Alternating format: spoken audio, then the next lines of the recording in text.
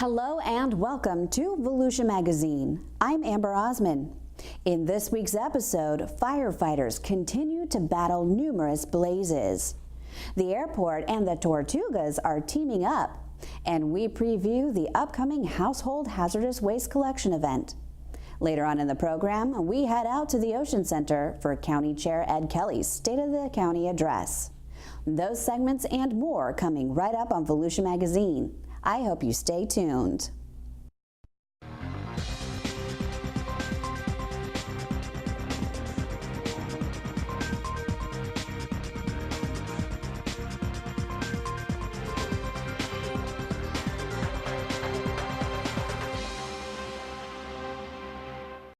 On the heels of several months of below average rainfall and a prediction for this pattern to continue, fire agencies throughout Volusia County are on alert for wildfires. Already, there are 9 relatively small wildfires totaling less than 50 acres that Volusia County Fire Rescue is monitoring.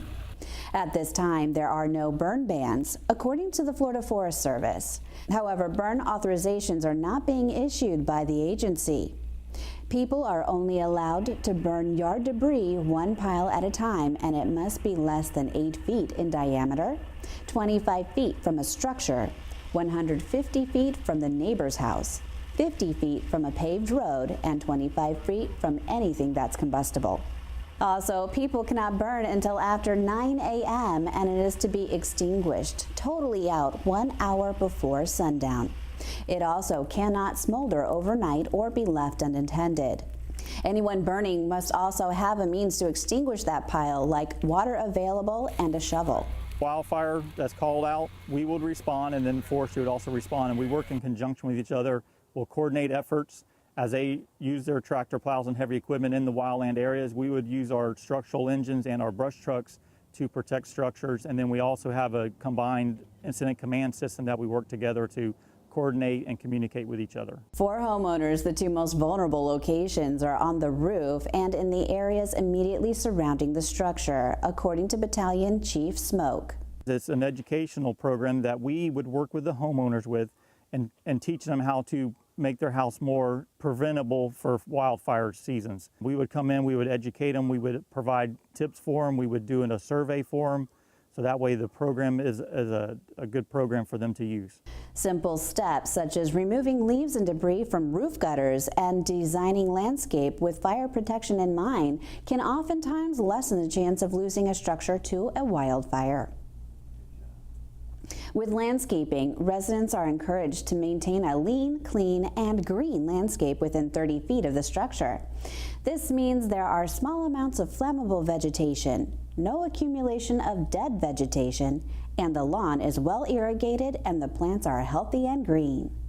One of the ways homeowners can achieve this is by creating a landscape that breaks up the continuity of brush and other vegetation that could draw the fire closer to the structure.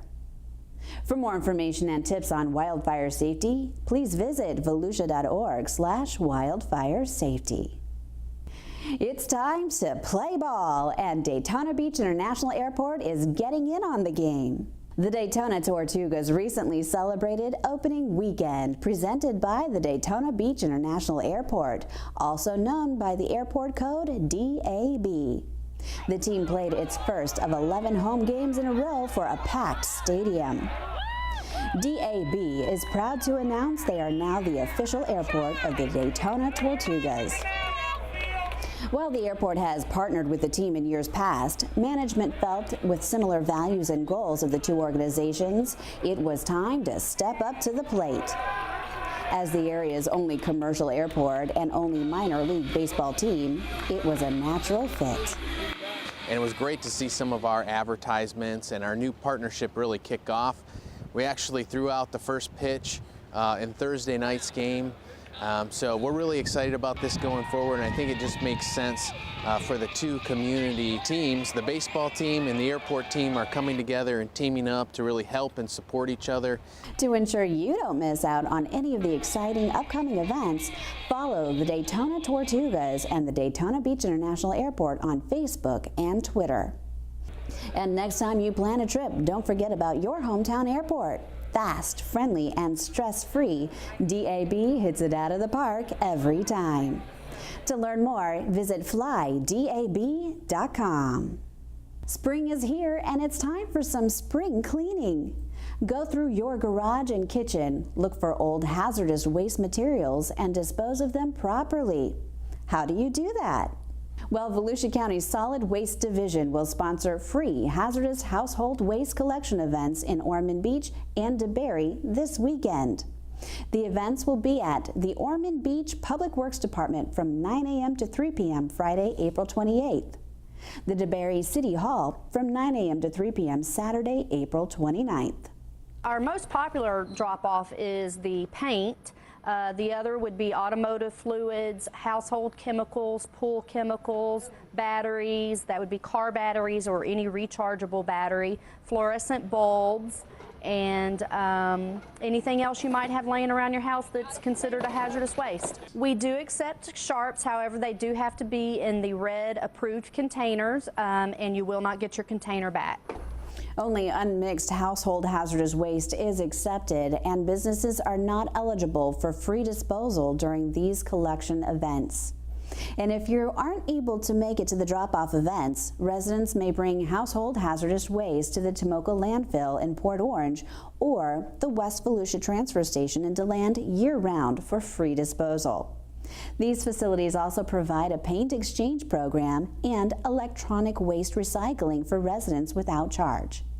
For more information about household hazardous wastes and the paint exchange program, please visit volusia.org/recycle.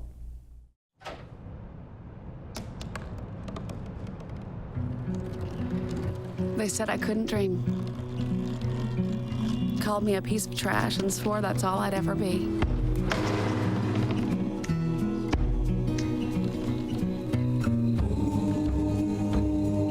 Said a bottle couldn't see the ocean.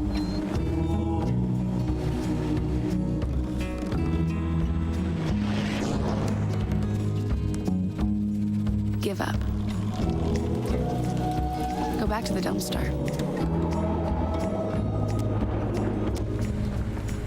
But I didn't listen. I made my way.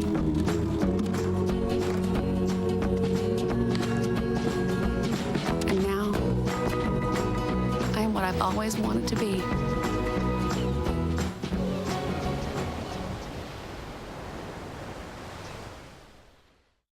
This week on Solutions for Your Life, Sharon Gamble, IFAS Extension Agent, presents the upcoming Volusia County Cracker Day event at the Volusia County Cattlemen's Association area.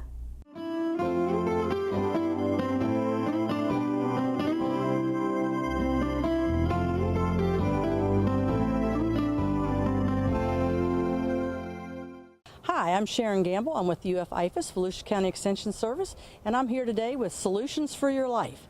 We're here to let you know that while it may not look like much now, this is the site of the 68th Annual Cracker Day, which will be held on April 29th.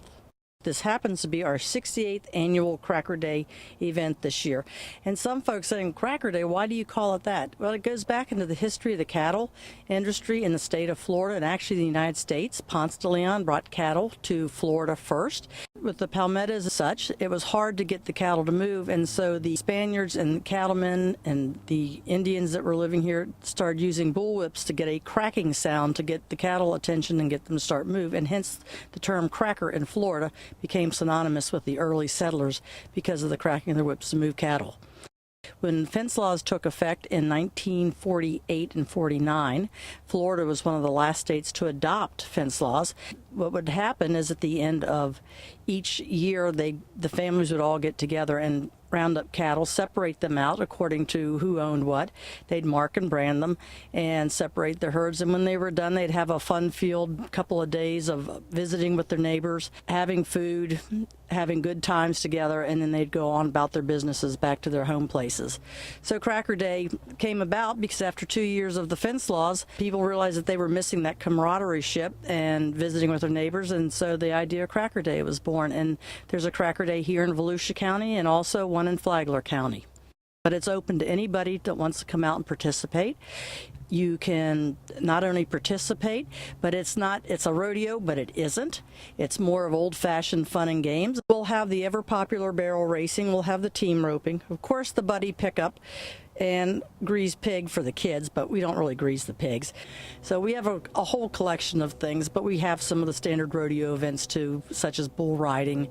The day starts in the morning, usually around 8:30 or so, 9 o'clock, and we start with our kids' events first thing in the morning, and then we move off into the afternoon, the adult events that the big kids and little kids participate in, and that will continue through to somewhere around 4:30, 5 o'clock when we finally finish up. In years past, we've had around 3,000 people that come out to the event. That would include contestants and the people in the stands. That doesn't include the horses and the cattle. With admission, lunch is included. It's a barbecue beef plate of lunch, sliced beef and barbecue homemade cattleman's barbecue sauce. We cook the meat ourselves here before the event and slice it. We make coleslaw from an old recipe from the Samsula area from when we grew a lot of cabbage in Samsula. We have bread and beans, and they cook up pots and pots and pots of beans with bacon in it. The lunch is absolutely delicious, and it just comes as part of your admission. Tickets are available the day of when you arrive at the grounds. Kids that are 5 years of age and under are free. 6 to 12, the tickets are $10 each, and for 13 and up, they're $20. So hitch up your wagon, come on out. We're going to have a great day of food, fun, family, and friends, great entertainment, music, just a super day with solutions for your life. I'm Sharon Gamble. This week, we bring you the County Chair Ed Kelley's State of the County address. Our own Director of Community Information, Joanne Magley, was the MC for the event, where more than 600 community leaders and residents gathered at the Ocean Center for the occasion. The State of the County is an address at an annual event, a time to reflect on previous accomplishments, as well as outline future goals. I've got to say this. I've got to say thanks to Frank Bruno. Frank started this idea about 12 years ago now, was it, Frank? 10, 12 years ago when he started doing the State of the County like this. I remember coming to them back then, and I missed them the last 4 years. And I said, this is one of the things I think, and bringing the community back together to celebrate some of the things. Frank, my hat's off to you for you doing it, and I'm glad that we're able to bring it back. Thanks to my council for supporting this idea. Appreciate that. As you see in the brochure, if you've had a chance to look at it, the one thing that we stress throughout, and that's partnerships. Whether you have your own business and you're a partner with some others, what we've done in the county is to partner with not only the private sector, but the public sector. So working together with the cities and the county and the social services groups that we have out there, combining that, we can really make a difference. So, and create a better environment for our residents. And let the video feature presentation begin.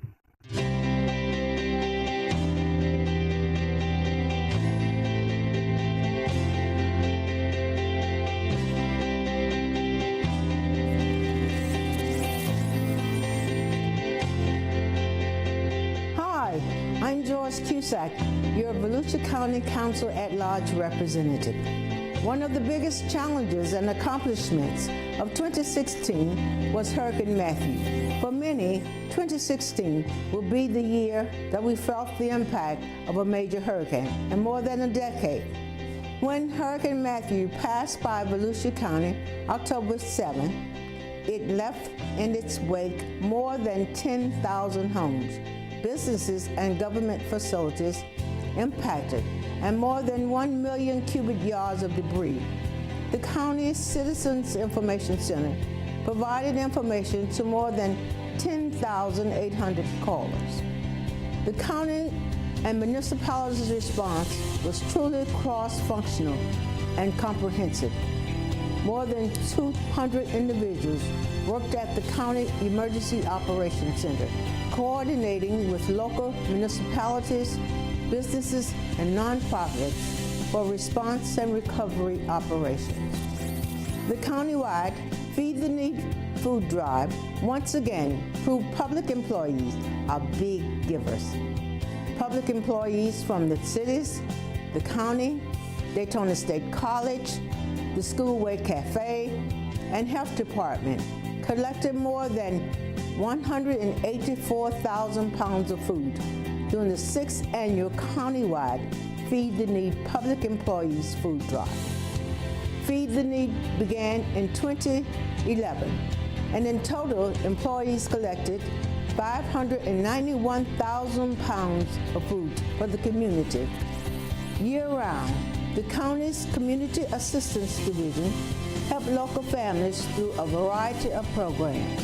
More than $1.5 million was provided to income-eligible persons for assisting in housing rehabilitation services, such as installation of window and door coverings, upgrade garage doors, and down payment and closing costs. And more than $528,000 was provided to homeowners for reimbursement of insurance deductibles and to those needing home repairs as a result of Hurricane Matthew. 6,790 people received utility assistance. Rent and mortgage assistance to prevent homelessness was provided to 2,295 people. And 1,050 summer camp scholarships were provided for low-income children and families.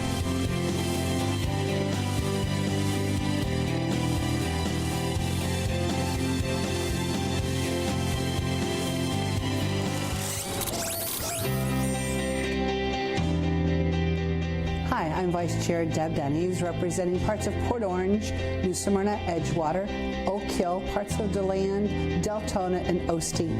In 2016, Volusia County made a lot of headway in construction projects and also supported economic development. The Turnbull Bay Road Bridge is a major link in southeast Volusia, providing a convenient connection for our residents on the west side of Turnbull Bay to downtown New Smyrna Beach. But the 1967 bridge has well exceeded its design lifespan. Last year, bids came in for construction of a new Turnbull Bay Bridge in New Smyrna Beach. Those bids were more than $3 million more than expected. But this year, the County Council fought for and secured additional federal funds to offset the shortfall, and we are excited that construction will begin by July of 2017. Construction was completed in 2016 on the $15 million South Williamson Boulevard Extension Project, a new 4-lane road 2.5 miles from Airport Road to Pioneer Trail in Port Orange.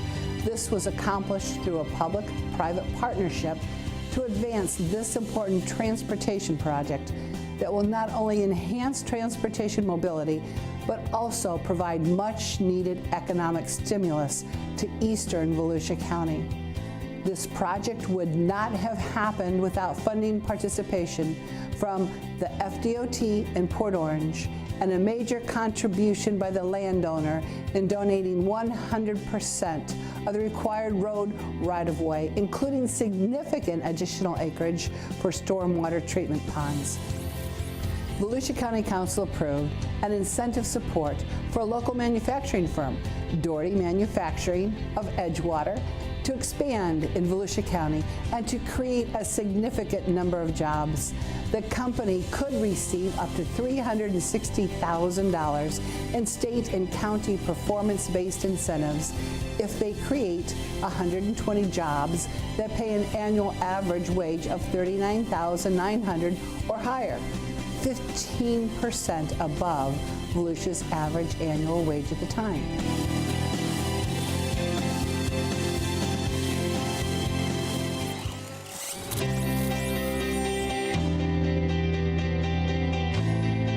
Hi, I'm Fred Lowry. I represent the wonderful areas of DeBerry, Deltona, Enterprise, and Osteen. And in 2016, the Volusia County Council made a major commitment to fight homelessness with Hope Place. The Volusia County Council agreed to purchase the former Hearst Elementary School building's property for $200,000 from the Volusia County Schools. The property was then deeded to Halifax Urban Ministries. The County Council also voted to spend an additional $3.5 million to renovate the 9 buildings at the school complex.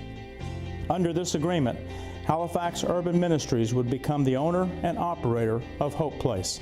Hope Place will offer housing for homeless families and teens that are on their own. It will also include a medical clinic, cafeteria, laundry area, family TV room, and areas for pre-K and adult education. Case managers will work with the Hope Place residents to get them back on their feet and living independently within 3 months, while providing a safe and dignified environment that respects and addresses their needs.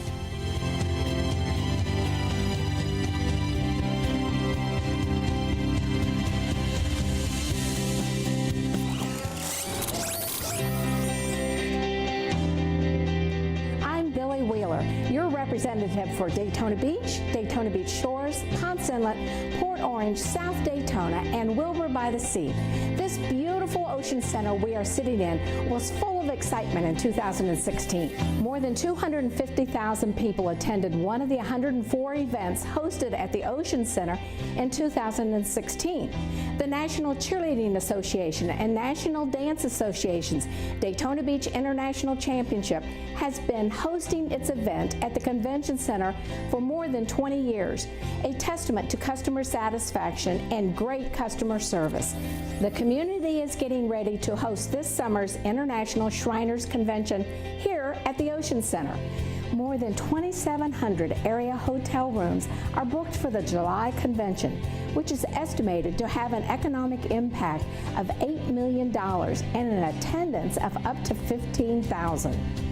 Plus, the Shriners will be back in Daytona Beach next year for their 2018 convention. It's the first time the group has chosen the same destination for back-to-back conventions. And finally, a major win for the community in 2016 was the start of daily non-stop JetBlue service to New York City, a relationship-building effort that began in 2000. Hundreds of people came out to welcome the passengers on the inaugural flight to Daytona Beach on January the 7th. This was a direct result of public and private partnerships. A total of $2.3 million was provided by county government and the airport. This includes a travel bank managed by the Daytona Regional Chamber of Commerce that guarantees $250,000 from local businesses in the form of prepaid airline tickets for the first year of service. Local businesses also provided $110,000 revenue guarantee. The addition of JetBlue, along with increases for American Airlines and Delta, helped boost traffic numbers at the county-run airport to more than 700,000 passengers for 2016, the highest number in more than 20 years.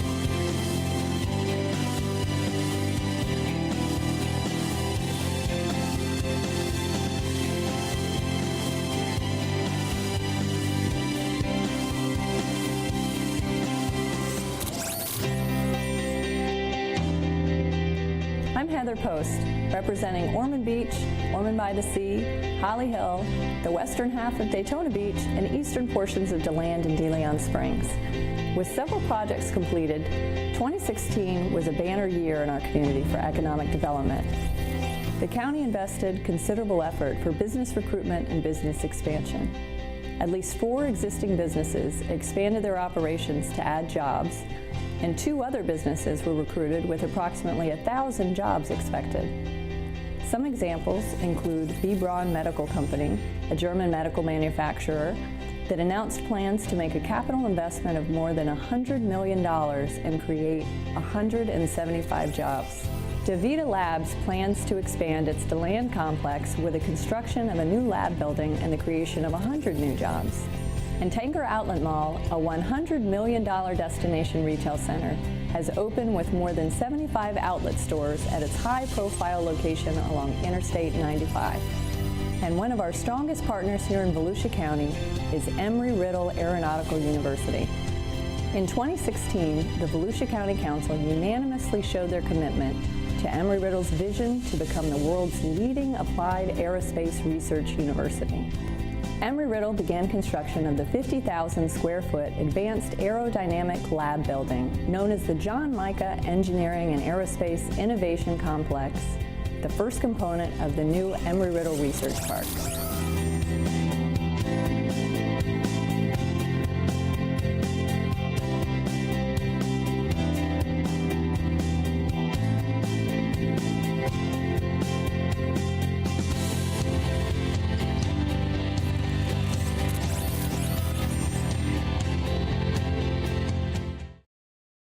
You saw a brief snapshot of some of the things that we captured, or that was planned from last year and that was completed. I'm not going to share any secrets today. I heard some of you saying that you might be waiting for those, but couldn't have been any better timing than one of the projects that was announced today in the paper. Thank you, Lisa, and the Ford companies. They announced the beginning of the Ormond Crossings project with a 100,000 square foot building that's going to be built soon for Security First Insurance Company. So we're happy that the timing couldn't be any better. And what that really says, as I was walking around and meeting several of you today, this room is full of excitement, positive excitement. The energy that's in here, all that we can say is probably you just better hold on and watch, because we are becoming a force reckoned with in the Central Florida corridor. We're going to continue. Our county goals are going to be to continue to work with the goals of each of our cities, because I think it's up to us to partner together with you and with the private sector as well. Whatever your goals are within your city and your community should be the county helping you achieve those goals, just as you saw some of the partnerships that we developed. When you have partnerships, public, private, and then the social services that are involved, we're going to be, again, a force to be reckoned with. I believe that Volusia County is a great place to live, work, and to play. Raise children, watch grandchildren for some of you, and whether you're in one of our 16 cities or whether you're in the unincorporated area. On behalf of the Volusia County Council, I look forward to seeing all that we can accomplish in this coming year, riding that wave of momentum. Remember, the I-4 Central Florida corridor begins in Volusia County. Right here. We're not the end, we're the beginning. A truly impressive list of accomplishments.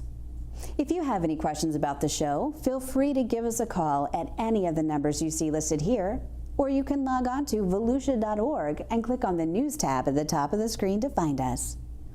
And we hope you won't forget to listen to Volusia Today. That's Volusia County Government's weekly public radio broadcast. Volusia Today airs every Tuesday, Wednesday, and Sunday mornings on the local radio stations you see on your screen. For Volusia Magazine, I'm Amber Osmond, and I hope you have a wonderful evening.